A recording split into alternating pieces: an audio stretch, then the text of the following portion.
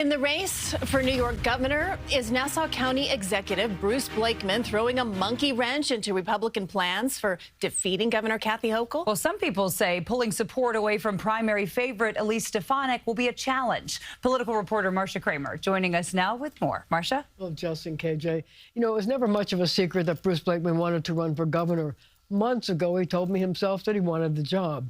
But here's the thing. He decided to run even though party bigwigs, including State Chairman Ed Cox, have already endorsed Elise Stefanik.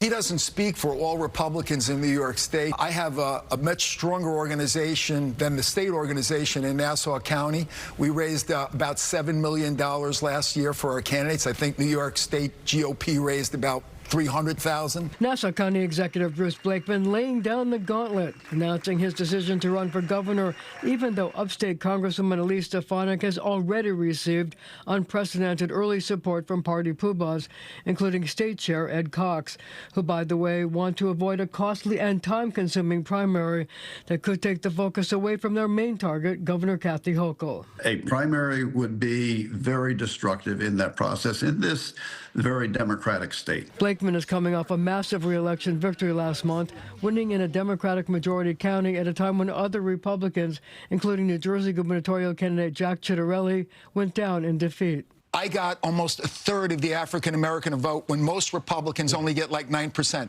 I got 56% of the Hispanic American votes. I got independent women. I've got independent men, crossover Democrats. We won by 36,000 votes in a county with 110,000 more Democrats. Team Stefanik was not happy. Bruce Blakeman is an early Christmas present to Kathy Hochul as he works to blow Republicans' best chance to win, said a spokesperson. Hochul's campaign communications director said, quote, "We're not about to let him turn the governor's mansion into Mar-a-Lago North.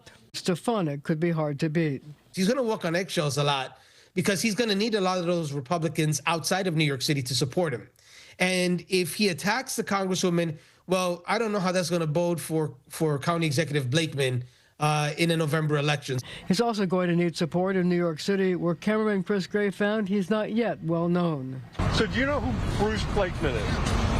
No idea. He's a Republican, Nassau County executive from Long Island. I have no idea. Does it ring any bells? No. I mean, I don't know who he is. I'd have to invest to see who he is. Now, President Trump has not yet taken a position. So far, he says they're both great people. But the bigger question is whether at some point he steps in and asks one of the two of them to step aside. Because when push comes to shove, he'd love to see a Republican living in the executive mansion in Albany, guys. As we were talking about earlier, the president will definitely be looking at the polls, right, before he throws his name behind somebody. All right, Marcia, thank you.